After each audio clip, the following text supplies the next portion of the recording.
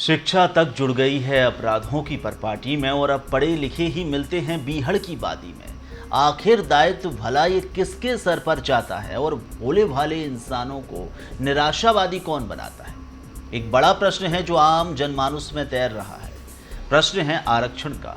OBC महासभा के जिला अध्यक्ष से खास बातचीत की हमारे संवाददाता मनिका शर्मा ने और यह बताने की कोशिश की है कि एक तो महासभा किस तरीके से काम कर रहा है और ओबीसी वर्ग के साथ कैसा भेदभाव हो रहा है, कौन सी पॉलिसियां हैं जो समाज के लिए नियत संगत नहीं है। आइए हम आपको सुनवाते हैं इस खास बातचीत के कुछ अंश। नमस्कार, बहुत बहुत स्वागत है आप सभी का वॉइस ऑफ राइट्स पे।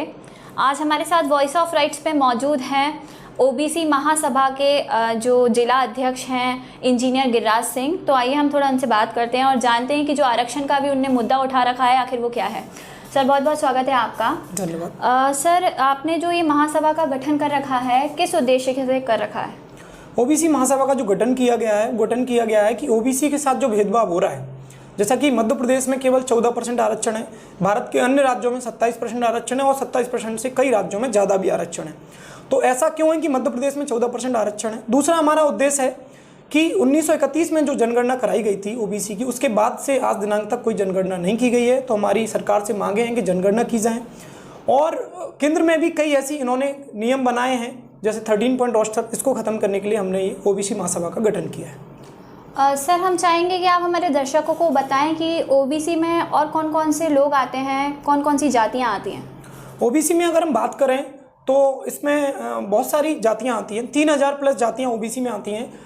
तो जिसकी अपन बड़े स्तर पे जिनकी संख्या ज़्यादा उनके बारे में बात करें तो रावत, यादव, कुशवाहा, सेन, बहुत सारी जातियाँ इसमें आ जाती हैं। 3000 प्लस जातियाँ हैं और ये ओबीसी महासभा का गठन इसलिए किया गया है कि इनके साथ जो शोषण हो रहा है, इसके अधिकार की लड़ाई के लिए हमने ओबीसी महासभा का गठन किया है। सर, एक्चुअली अगर देखा जाए तो देश में आर्थिक आधार पर जो आज का युवा है वो आरक्षण को फेवर करता है कि मतलब जो आरक्षण होना चाहिए वो आर्थिक आधार पर सही है। इस पर आप क्या कहना चाहते हैं? बिल्कुल, मैं इस बात से सहमत हूँ, लेकिन सभी चीज़ों में समानता होना चाहिए। जैसे हमारे संविधान में लिखा है समानता का अधिकार, और समानता का अधिकार ये कहता है कि सभी को समान अधिकार है। जब ओबीसी को समान अधिकार नहीं दिए जा रहे हैं तो हम आर्थिक मुद्दे पर बिल्कुल आएंगे, लेकिन तब आएंगे जब सभी समान हो जाएंगे। जब तक हम सभी समान नहीं है तब हम आर्थिक आधार पर, आज देखिए ना, ओबीसी वर्ग की अगर बात करें तो ज़्यादातर लोग किसानों के बच्चे आते हैं। अब किसानों के बच्चों को ही अगर आप आर्थिक आधार की बात करेंगे तो कृषि को भी क्रीमिलर में अगर आप जोड़ने का काम करेंगे तो उनके बच्चों को कैसे फायदा मिलेगा? तो सबसे पहले समानता की जाए, उसके बाद अगर सरकार आर्थिक आधार पर बात करती है तो हम इस बात से सहमत हैं। सर, अभी जो शिवपुरी जिला है उसमें पोहरी में जो अभी शिवराज सिंह चौहान जी आए थे अभी 2-3 दिन पहले, तो उसमें आप लोगों ने ज्ञापन सौंपा था जिसमें प्रतिक्रिया देखने के लिए मिली थी कि जो ज्योतिरादित्य सिंधिया हैं वो मंच से नीचे उतर कर आए थे और आप लोगों से उन्होंने बात भी की। तो इसमें क्या मतलब हुआ आपका फिर ज्ञापन सौंपने के बाद में? बिल्कुल, जब ज्योतिरादित्य सिंधिया जी मंच से नीचे आते हैं तो हमसे उनने बात की और जो नियम में रहकर हमने पूरी बातें की, हमारी जो मुद्दा था उन तक रखा, हमने उनको ज्ञापन दिया। उसके बाद उन्होंने आश्वासन दिया कि मुख्यमंत्री जी आपसे 5 मिनट बात करेंगे, और मुख्यमंत्री जी जब गए तो हमसे 5 मिनट बात करके भी गए और हमको इस बात का आश्वासन दे के गए हैं कि आप अभी इस मुद्दे पर बहुत कम समय में तो बात नहीं की जा सकती, लेकिन आप भोपाल आइए, इस मुद्दे पर हम बातचीत करेंगे। उसका थोड़ा सा इस बात को मैं और ब्रॉड में बताना चाहता हूँ। कुछ लोगों ने इस मुद्दे को बनाया कि इन लोगों ने जो किया थोड़ा सा वो ठीक नहीं था। उसका भी रीज़न था कि जब हम भोपाल नहीं, ग्वालियर जब मिलने जाते हैं तो हमको उठाकर जेल में डाल दिया जाता है। जब हम मुख्यमंत्री से मिलने जाते हैं, जब हम शिवपुरी माननीय नरेंद्र सिंह तोमर जी से मिलने जाते हैं तो हमको उठाकर जेल में डाल दिया जाता है। तो क्या यही लोकतंत्र है?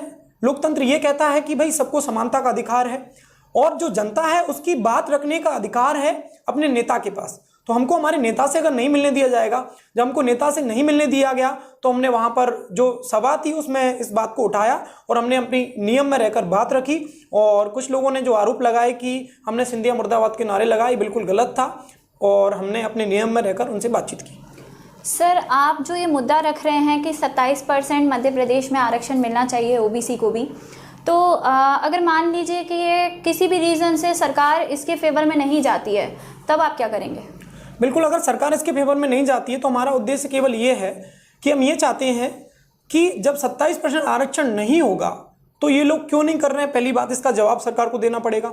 दूसरी बात कि सरकार को आप देखिए ना, जितना भी एग्जीक्यूटिव होता है या आप कोर्ट होते हैं, न्यायपालिका जिसको बोलते हैं अपन, जुडिशरी, ये लोग चलाने का काम करते हैं। अब ये इस बात को बोलते हैं कि वो तो न्यायपालिका में है, जब न्यायपालिका से कई केस ऐसे हैं जिनको वापस ले लिया गया है, सरकार ने उसको बदलने का काम किया है। तो हमारा उद्देश्य ये है कि अगर आप नहीं करते हैं तो हम इसका बहिष्कार करेंगे। अब कुछ लोग हम पे आरोप लगाते हैं कि आप बीजेपी का बहिष्कार करेंगे या कांग्रेस का बहिष्कार करेंगे। तो मैं खुले मन से ये कहना चाहता हूं, चाहे वो किसी भी पार्टी का नेता हो, चाहे वो कांग्रेस का नेता हो, चाहे वो बीजेपी का नेता हो, हम सभी लोगों का बहिष्कार करेंगे और हमारे लोगों से बोलेंगे कि जब तक आप अपने हक की लड़ाई के लिए आगे नहीं आ जाते हैं, हमारे अपना अधिकार नहीं मिल जाता है, हम इसके लिए लड़ते रहेंगे और चुनाव का बहिष्कार करेंगे।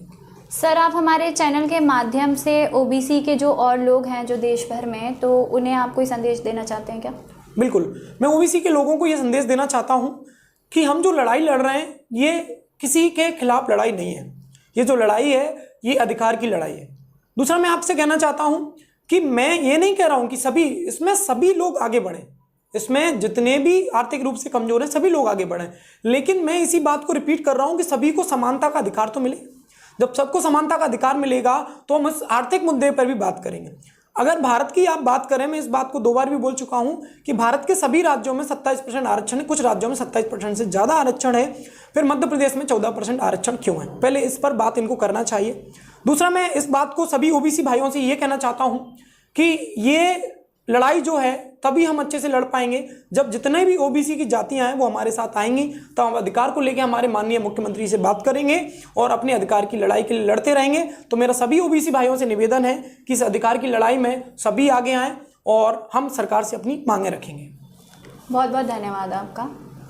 तो ये थे हमारे साथ में जिला अध्यक्ष ओबीसी महासभा के, जिन्होंने ये बात आपके सामने रखी है कि ये चाहते हैं कि ओबीसी के लिए जो सीट हैं वो मध्य प्रदेश में एक बराबरी पे होना चाहिए। आर्थिक आधार पे आरक्षण ठीक है, लेकिन समानता के साथ में हो। मैं वॉइस ऑफ राइट से शिवपुरी से मणिका शर्मा।